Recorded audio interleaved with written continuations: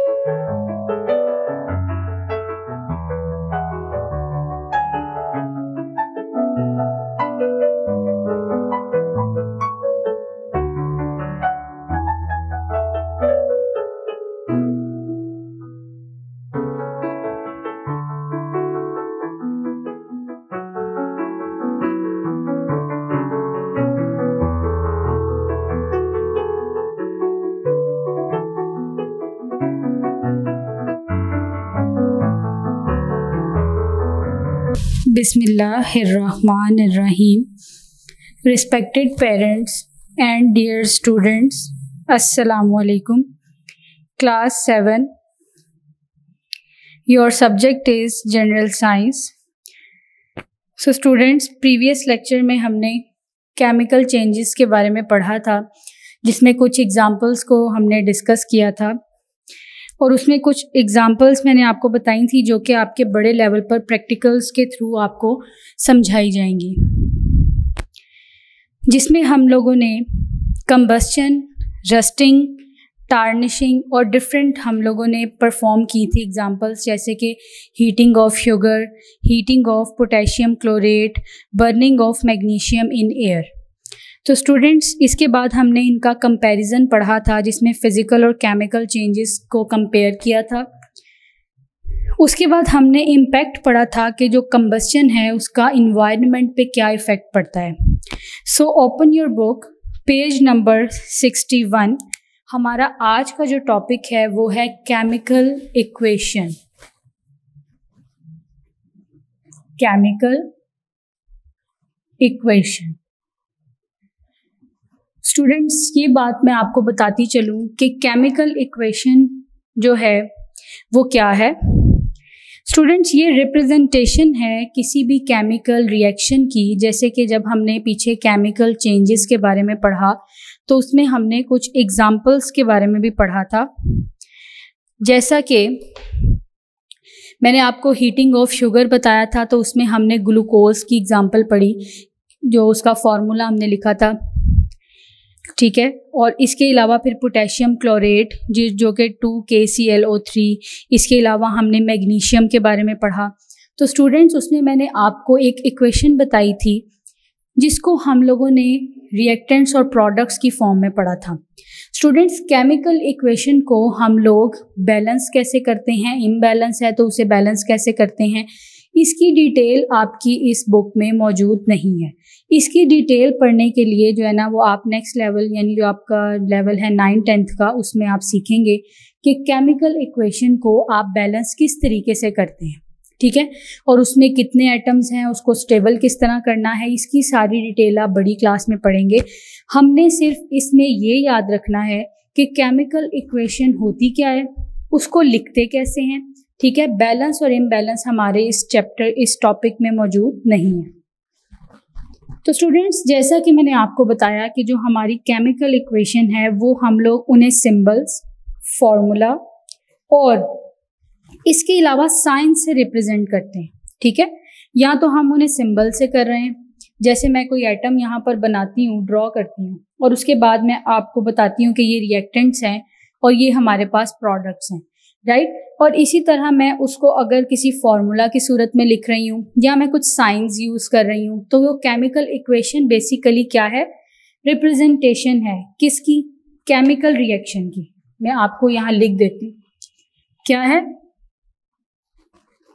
Representation of chemical reaction.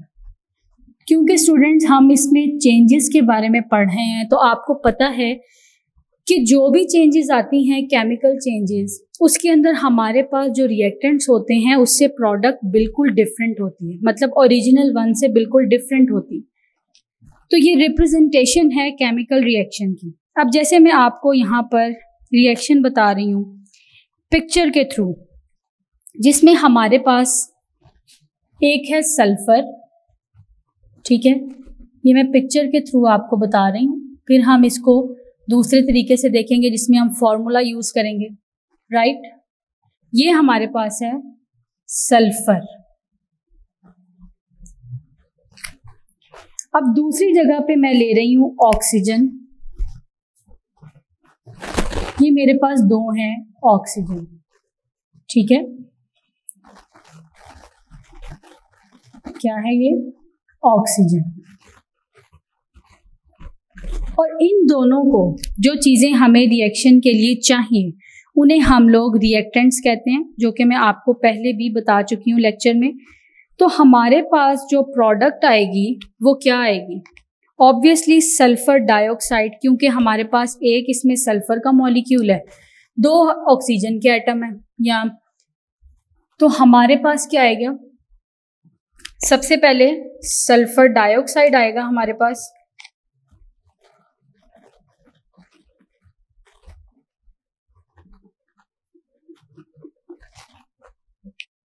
और इसमें ये ऑक्सीजन आ जाएंगे दोनों, ठीक है। तो ये जो हमारे पास प्रोडक्ट आएगी उसका नाम है सल्फर डाइऑक्साइड। तो स्टूडेंट्स अभी आपको ये क्लियर हो गया कि जो हमारे पास केमिकल इक्वेशन है वो क्या है, रिप्रेजेंटेशन है केमिकल रिएक्शन की, जिसमें मैंने आपको पिक्चर के थ्रू इस को बताया है, जिसमें सल्फर है हमारे पास और दो ऑक्सीजन के एटम कह लें आप। जब हमारे पास रिएक्शन होगा तो हमारे पास जो प्रोडक्ट आएगी वो है सल्फर डाइऑक्साइड। अगर मैं इस केमिकल रिएक्शन को लिखना चाहूँ सिंबल से, ठीक है, जो इनका सिंबल्स यूज होते हैं, तो मैं इसको कैसे लिखूंगी, ये मैंने आपको पिक्चर के थ्रू बताया है। सल्फर का सिंबल जो हम यूज करते हैं, जो कि आपको पीरियोडिक टेबल में भी बताया गया था कि वहां पर जो एलिमेंट्स की अरेंजमेंट है उसको सिंबल्स के साथ रिप्रेजेंट किया गया है, और उसको लिखते कैसे हैं ये हम लोग डिस्कस कर चुके हैं। सो सल्फर का सिंबल क्या है, S, और हमारे पास ऑक्सीजन क्या है, O2। 2 क्यों है, क्योंकि इसमें दो हमारे पास एटम आप कह ले हैं। अब हमारे पास ये रिएक्शन क्या बनेगा, ठीक है, ये S सिंबल आ गया सल्फर का, और जो O2 है वो ऑक्सीजन का है, तो रिएक्शन में हमारे पास बन जाएगा सल्फर डाइऑक्साइड। अब इसमें फर्क क्या है, ये हमने पिक्चर से इसको शो किया था, यहाँ पे हमने सिंबल्स और साइन से शो किया है, ठीक है। अब अगर आप देखें तो मैं इनके साथ कुछ चीजें लिख रही हूँ, S के साथ यहाँ पे मैं एक छोटा सा S और ऑक्सीजन के साथ ये G लिख रही हूँ। अब हमारे पास जो रिएक्शन आएगा वो G है, या सॉरी प्रोडक्ट जो आएगी वो G है।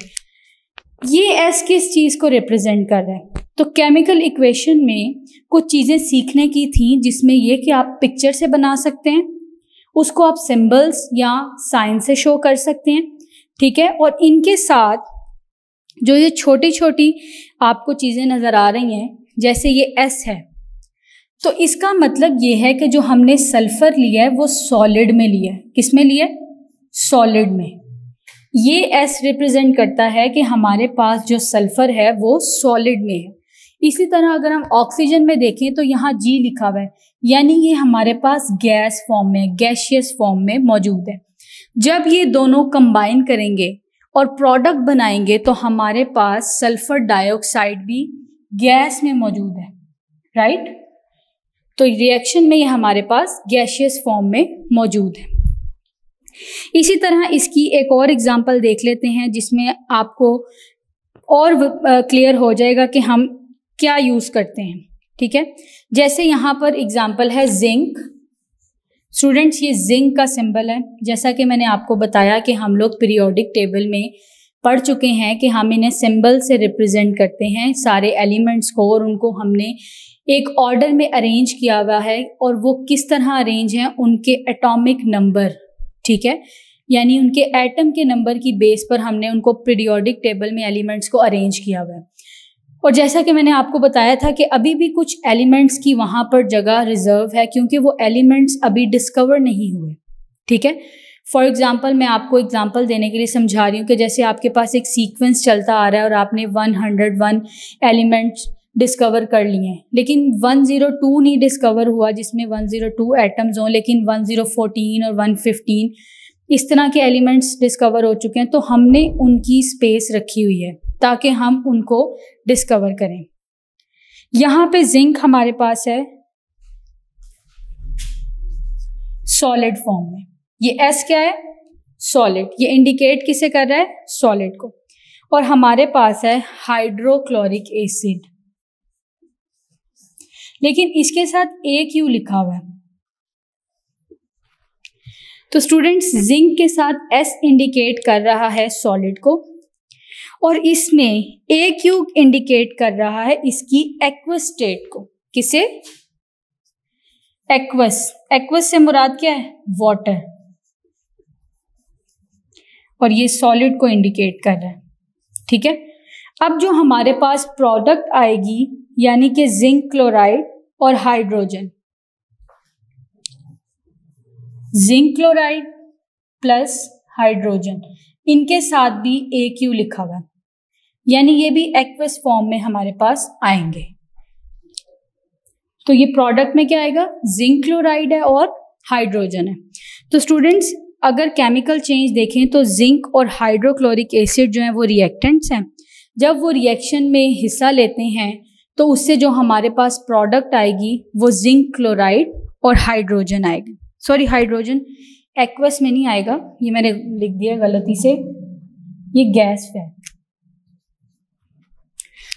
तो स्टूडेंट्स, आपने ये याद रखना है कि हमारे पास इस तरीके से रिएक्टेंट्स हैं और ये प्रोडक्ट्स हैं, और हम लोग जो है इसको कैसे बैलेंस करते हैं ये आप बड़ी क्लास में पढ़ेंगे।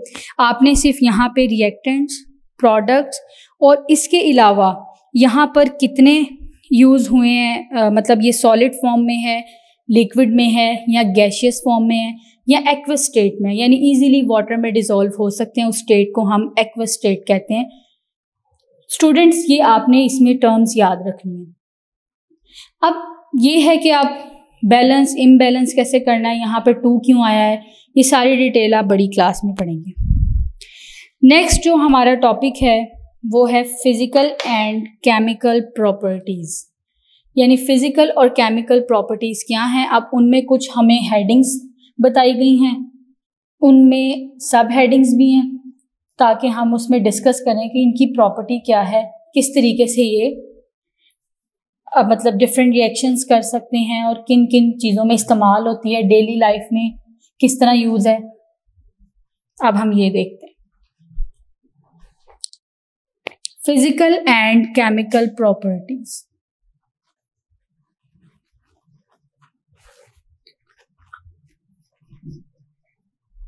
Physical and chemical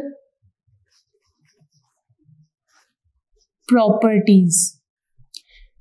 student, physical and chemical properties जैसा कि हमने कंपैरिजन में पढ़ा कि फिजिकल बिहेवियर जो होता है सब्सटेंस का, वो आपको पता है कि ज़्यादातर सब्सटेंस हमारे पास सॉलिड स्टेट में भी हो सकते हैं, लिक्विड में भी हो सकते हैं और गैसियस स्टेट में भी हो सकते हैं। ठीक है, तो जिनमें जिनकी फिजिकल प्रॉपर्टीज चेंज होंगी ऑब्वियसली, जिसमें colour, taste, odour, elasticity, strength, density, hardness और melting point, boiling point, solubility और कंडक्टेंस। तो स्टूडेंट्स, आप सब बल्कि हम सब जानते हैं कि मैटर की 3 ही प्रॉपर्टीज़ हैं, है 4 भी, लेकिन यहाँ पर आपको 3 पढ़ाई गई हैं। Solid, liquid and gas. Fourth state है प्लाज्मा स्टेट, लेकिन वो आप बड़ी क्लास में पढ़ेंगे। फर्स्ट जो प्रॉपर्टी है, सबसे पहले हम फिजिकल प्रॉपर्टीज पढ़ रहे हैं इसकी।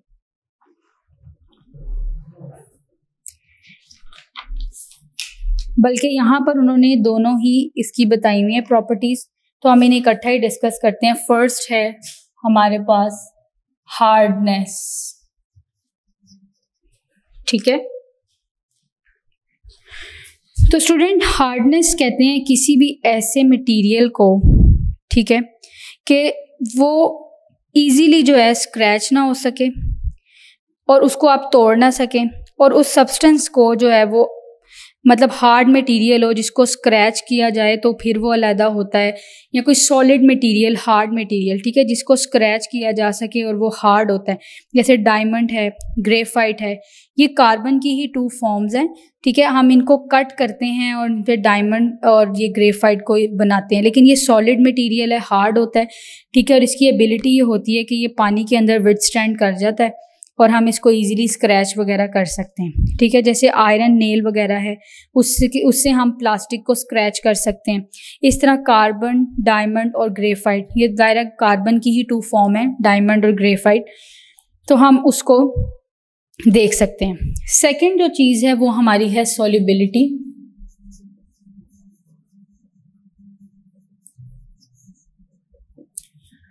तो स्टूडेंट्स, सॉल्युबिलिटी क्या होती है? सॉल्युबिलिटी स्टूडेंट्स वो सब्सटेंस है जिसमें आप सॉल्वेंट जो है ना उसको एक मैक्सिमम अमाउंट में सब्सटेंस के अंदर डिसॉल्व करते हैं। यानी 100 ग्राम आपने सॉल्वेंट लेना है, उसको एक पर्टिकुलर टेम्परेचर पर आपने डिसॉल्व करना है किसी भी सब्सटेंस में, यानी सॉल्यूट में।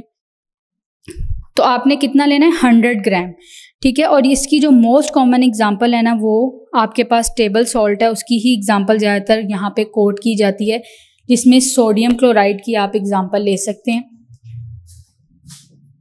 NaCl, ठीक है। तो आपने इसको एक खास टेम्परेचर जो होता है इसका, वो 100 ग्राम्स को ही अपने अंदर डिसॉल्व कर सकता है, ठीक है। और ये सब्सटेंस जो है ना वो ज़्यादा और दूसरे सॉल्युबल सॉल्वेंट्स हैं उनके अंदर एब्जॉर्ब नहीं होता।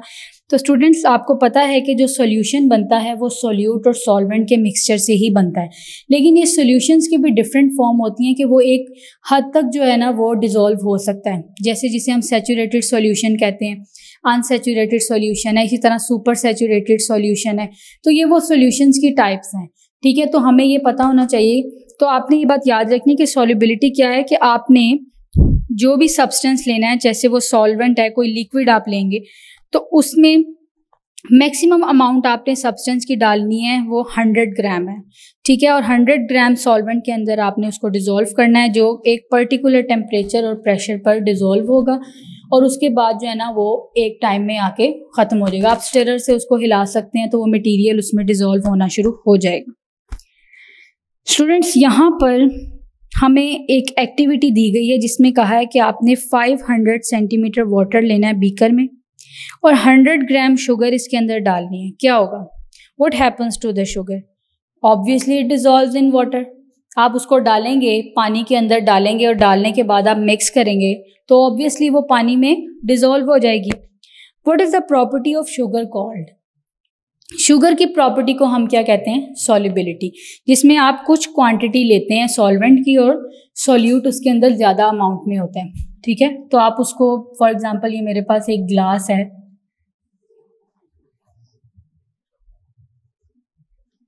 इसके अंदर इतना पानी है, ठीक है, ये क्या है? वाटर, और इसमें मैं डॉट्स डाल रही हूँ, ये हैं सारे शुगर के।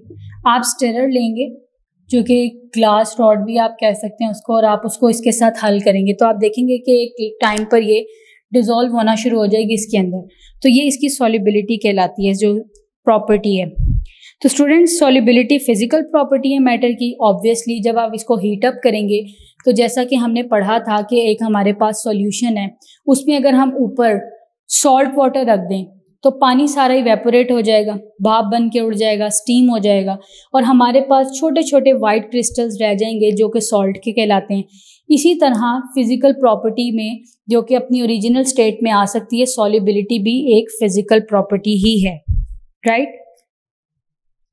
उसके बाद देखिए, मेल्टिंग पॉइंट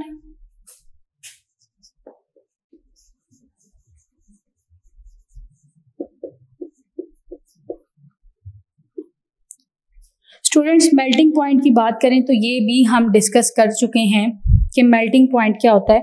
हम सब जानते हैं कि किसी भी सॉलिड का लिक्विड में चेंज हो जाना वो उसका मेल्टिंग पॉइंट कहलाता है। पॉइंट से मुराद ये है कि इस खास टेम्परेचर पर सॉलिड स्टेट का लिक्विड स्टेट में चेंज हो जाना वो मेल्टिंग पॉइंट कहलाता है। जैसे कैंडल है, मैंने आपको बताया था पहले भी कि आपके पास एक कैंडल है, जब आप उसे बर्न करते हैं तब चलाते हैं तो आप ये देखिए कि उसकी जो वैक्स है सारी वो मेल्ट होना शुरू हो जाती है एक ख़ास टेम्परेचर पर, ठीक है।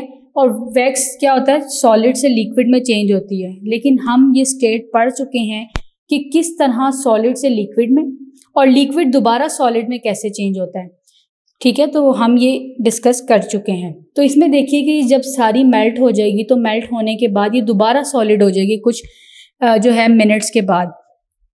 तो ये स्टेट क्या कहलाती है, मतलब ये फ्रीजिंग पॉइंट। इसका ऑपोजिट क्या होगा, ऑब्वियसली फ्रीजिंग होगा।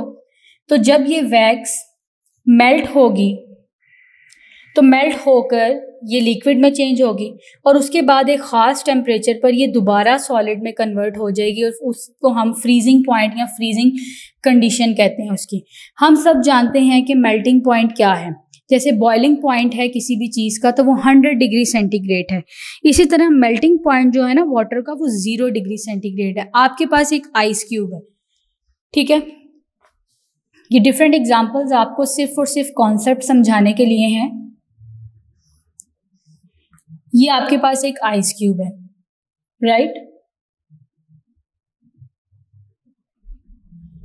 तो आप क्या करेंगे कि आइस क्यूब को जब आप बाहर रखेंगे, लिक्विड क्या है, लिक्विड किस फॉर्म में होता है, मतलब वाटर किस फॉर्म में होता है, लिक्विड फॉर्म में। जब आप इसको फ्रीज करते हैं ऑब्वियसली ये सॉलिड फॉर्म में कन्वर्ट हो जाता है। लेकिन जब आप वापस इसको एक खास टेम्परेचर पर रखेंगे तो ये मेल्ट होना शुरू हो जाएगी। और मेल्ट होने की वजह से क्या होगा कि मेल्टिंग पॉइंट से ये 0 डिग्री सेंटीग्रेड पे मेल्ट होगी और मेल्ट होने के बाद दोबारा ये इसी स्टेट में चली जाएगी लिक्विड में, ठीक है। तो मेल्टिंग पॉइंट की आप डिफरेंट एग्जांपल्स ले सकते हैं। उसके बाद 4 पे है बॉइलिंग पॉइंट। तो स्टूडेंट्स, इसमें भी मैं आपको वाटर की एग्जांपल देती हूँ कि वाटर को आप जब करते हैं, बॉईल करते हैं, उसको हीट देते हैं, तो इसमें क्या होता है कि आपका जो लिक्विड है वो गैशियस फॉर्म में यानी in the form of vapours वो इवेपोरेट होना शुरू हो जाता है, जिसे हम लोग बॉइलिंग पॉइंट कहते हैं। और बॉइलिंग पॉइंट से मुराद ये कि किसी खास टेम्परेचर पर वो चीज़ बॉयल हो रही है। जैसे वाटर है तो 100 डिग्री सेंटीग्रेड पे वाटर बॉयल होता है। इस लिहाज से देखा जाए तो वाटर जो है लिक्विड से गैशियस स्टेट में कन्वर्ट हो जाता है in the form of vapours. Students, आप इसमें एग्जांपल ले सकते हैं। इसके अलावा आप बहुत सी चीज़ें आप देखें, जैसे मैंने आपको वेपर्स और स्टीम में डिफरेंस बताया था। वेपर तो ये है कि आप कोई भी सब्सटेंस लेते हैं, उसको आप टेम्परेचर दे रहे हैं कोई भी, तो उसमें यह है कि वो गैशियस स्टेट में कन्वर्ट होना शुरू हो जाएगा।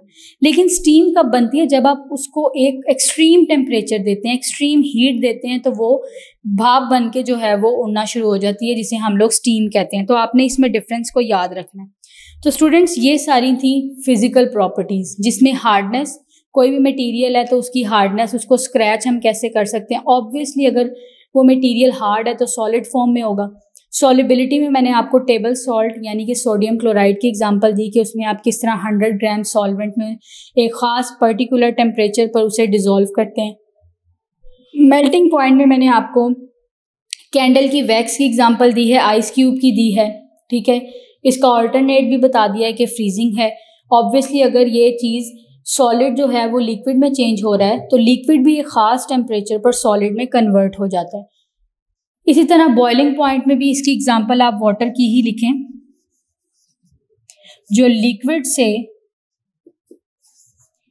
गैशियस स्टेट में चेंज हो जाता है in the form of vapours. Vapours की शक्ल में ये चेंज होता है, राइट। और वाटर बॉयल कितनी पे होता है, 100 डिग्री सेंटीग्रेड पे। और मेल्टिंग पॉइंट क्या है 0 डिग्री सेंटीग्रेड। सो आपने इस चीज को याद रखना है। अगर हम लोग इसकी केमिकल प्रॉपर्टीज देखें किसी भी मटेरियल की तो वो क्या है, तो केमिकल प्रॉपर्टीज देखते हैं। यहां पे मैंने आपको फिजिकल प्रॉपर्टीज बताई हैं, अब हम इनकी केमिकल प्रॉपर्टीज को डिस्कस करते हैं। केमिकल प्रॉपर्टीज में सबसे पहले आ जाता है रिएक्टिविटी। रिएक्टिविटी क्या होती है? फर्स्ट इसमें क्या है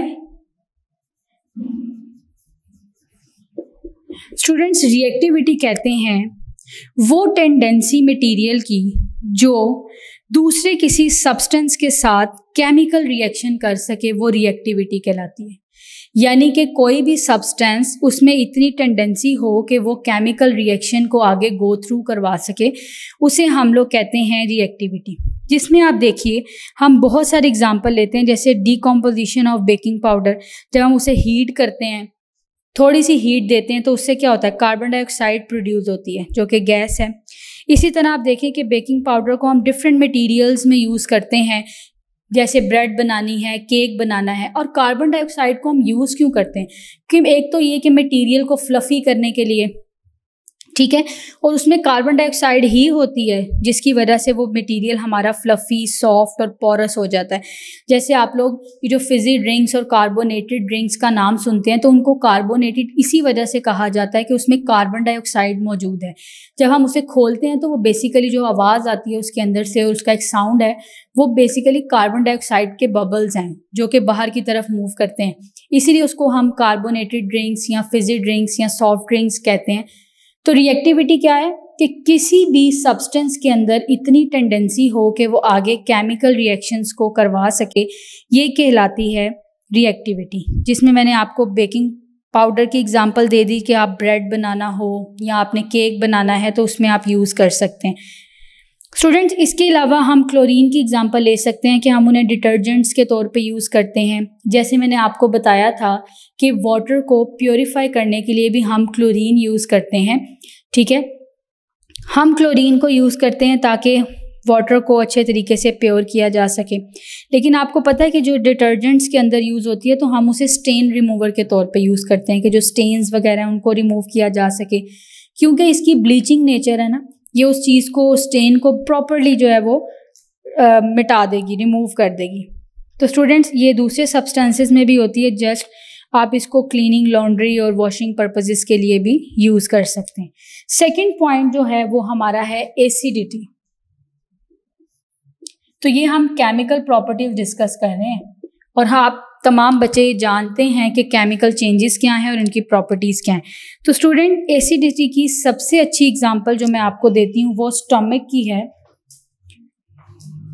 स्टोमक, जिसमें मैंने आपको बताया था कि इसमें हाइड्रोक्लोरिक एसिड प्रोड्यूस होता है जो हमारी फूड में से जर्म्स को किल करने का काम करता है। जो हम फूड खाते हैं उसमें डाइजेशन में हेल्प करवाता है, और इसके अलावा ये है कि हमारी बॉडी में ये हमारे फूड में से जर्म्स को किल करने का काम करता है। तो एसिडिटी में एग्जांपल आपने स्टोमक की कोट करनी है, और उसमें हाइड्रोक्लोरिक एसिड की, ठीक है, जो कि गैस्ट्रिक जूस से प्रोड्यूस होता है। गैस्ट्रिक जूस कहाँ से प्रोड्यूस होता है? गैस्ट्रिक ग्लैंड से होता है। तो स्टूडेंट, गैस्ट्रिक ग्लैंड क्या प्रोड्यूस करते हैं? Gastric juice. गैस्ट्रिक जूस में क्या होता है? HCl, हाइड्रोक्लोरिक एसिड, जो कि स्टमक के अंदर से हमारे डाइजेशन जो फूड की हो रही है उसमें से जर्म्स को किल करने का काम करता है। और इसके अलावा ये कुछ हमारी बॉडी के अंदर एसिडिटी जो है ना, रेगुलेटर्स होते हैं जो कि प्रिजर्व कर देते हैं उसके ओरिजिनल टेस्ट को, कलर ऑफ फूड प्रोडक्ट्स वगैरह की। इसके अलावा स्टूडेंट्स, कुछ माइक्रो ऑर्गेनिजम्स जैसे हमारी बॉडी में चले गए हैं। मैंने आपको बताया कि HCl उनको किल करने का काम करता है हमारी फूड के ज़रिए, या हमने कुछ पानी वगैरह पिया है तो उसमें, क्योंकि ये इतने छोटे हैं कि हमें नज़र नहीं आते, नेकेड आई से नहीं देख सकते, तो अल्लाह ताला ने ये जो है सिस्टम, ये हमारी बॉडी के अंदर ही डेवलप किया हुआ है कि जिसके ज़रिए हम लोग इन सब चीज़ों से, जर्म से बच सकते हैं। तीसरी चीज़ जो है इसके अंदर वो है फ्लेमेबिलिटी। थर्ड क्या है? फ्लेमेबिलिटी। तो स्टूडेंट्स, फ्लेम से ही आप अंदाज़ा लगा लेंगे किसी भी चीज़ को बर्न करना, उसे इग्नाइट करना, जलाना।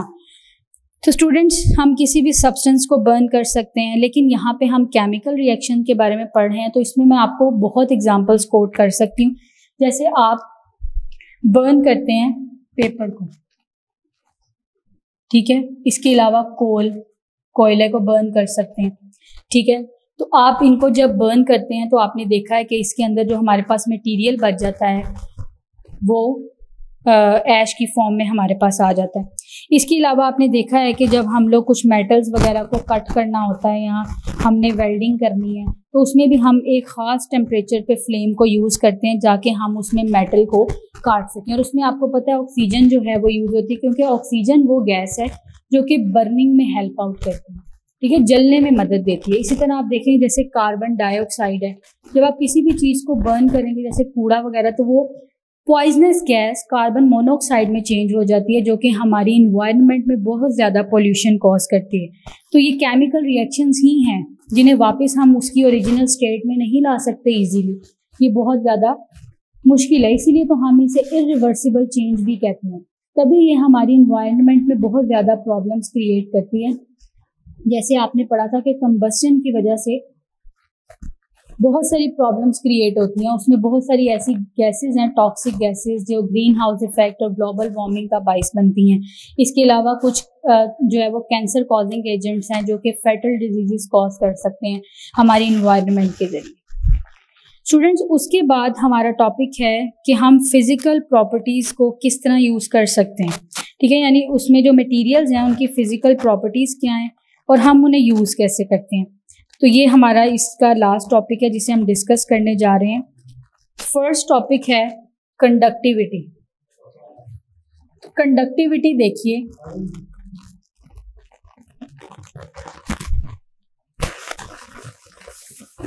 फिजिकल प्रॉपर्टीज ऑफ मटेरियल में फर्स्ट है कंडक्टिविटी।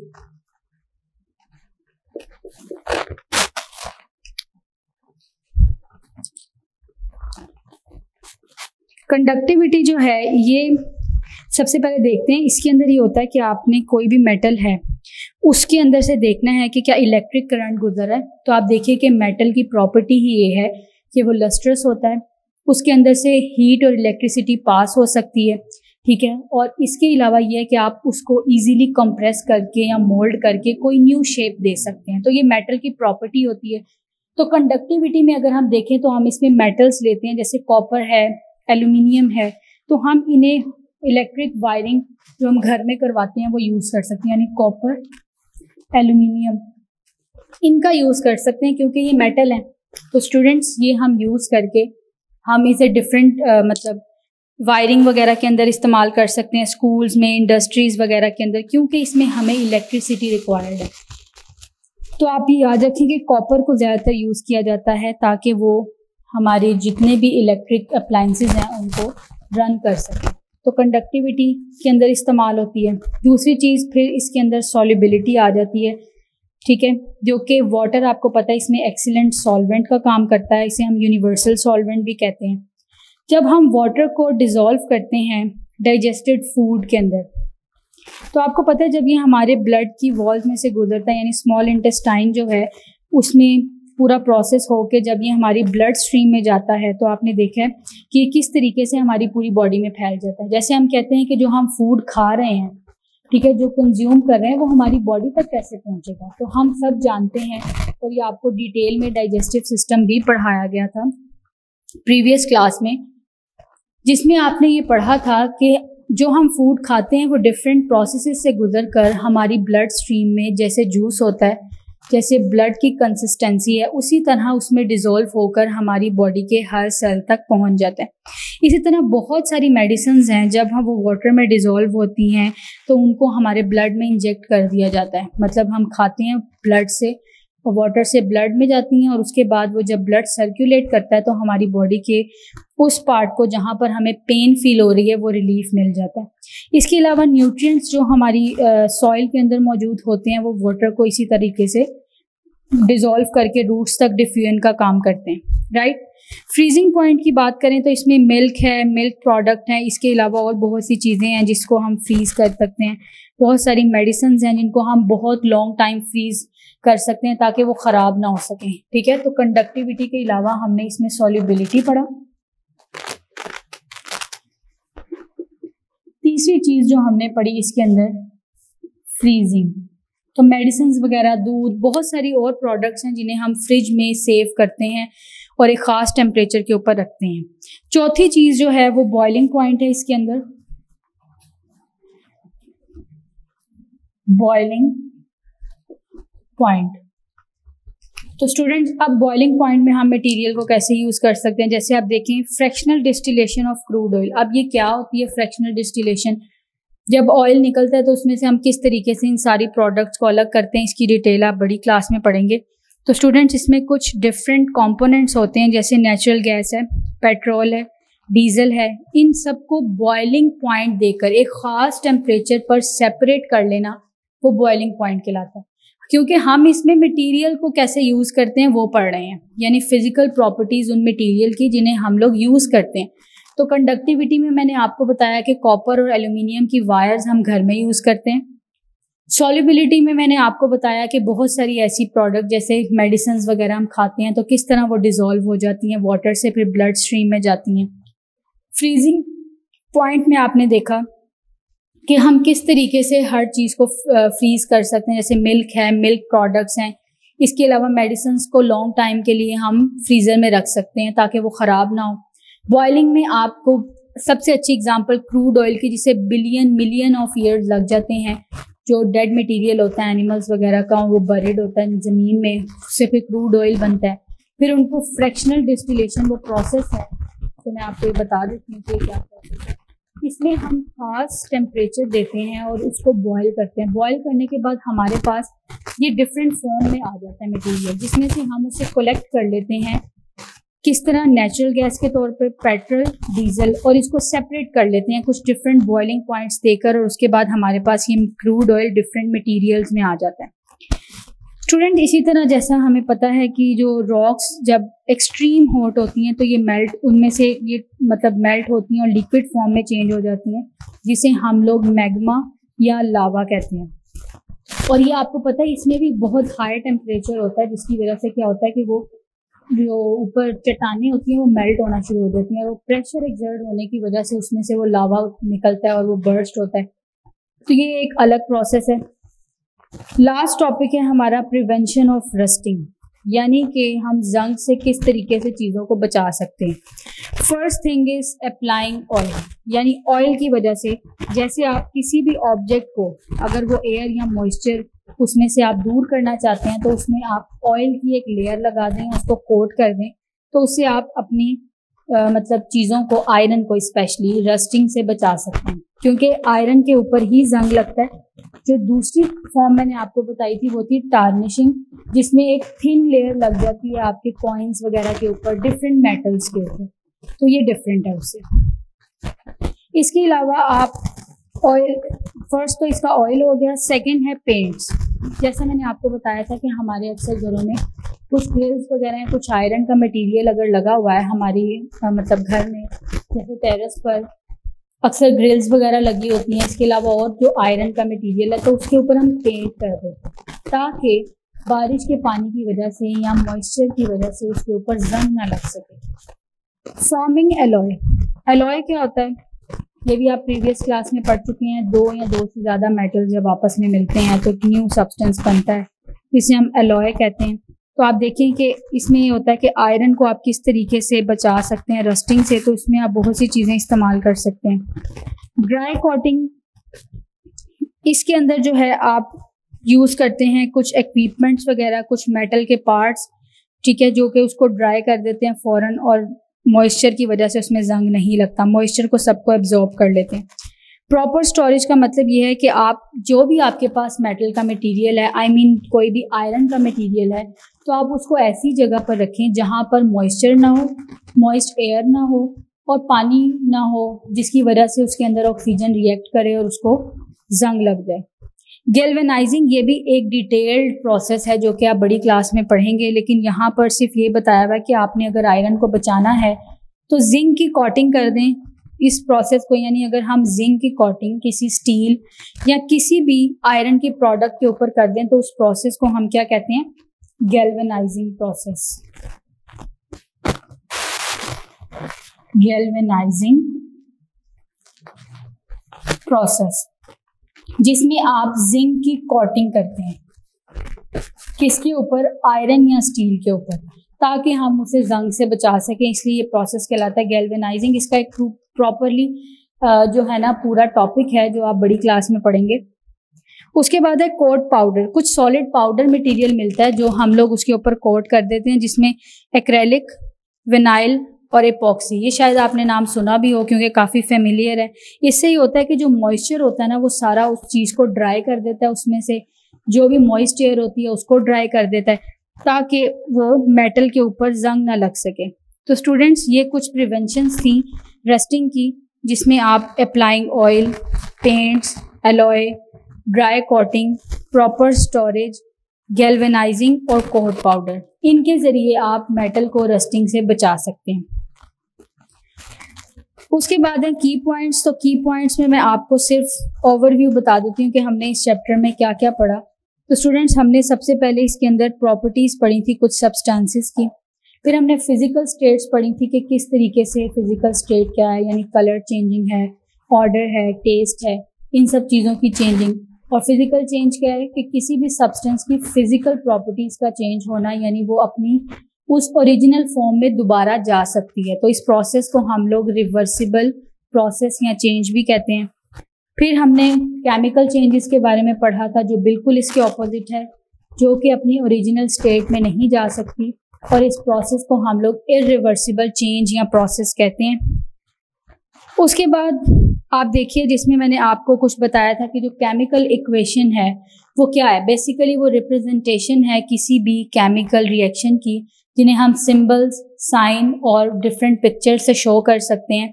और इसमें जो हम टर्म्स पढ़ी थी कि उनके साथ जो छोटा सा एस, जी और एल लिखा हुआ होता है, ए क्यू लिखा हुआ होता है, वो किस चीज़ को इंडिकेट करता है।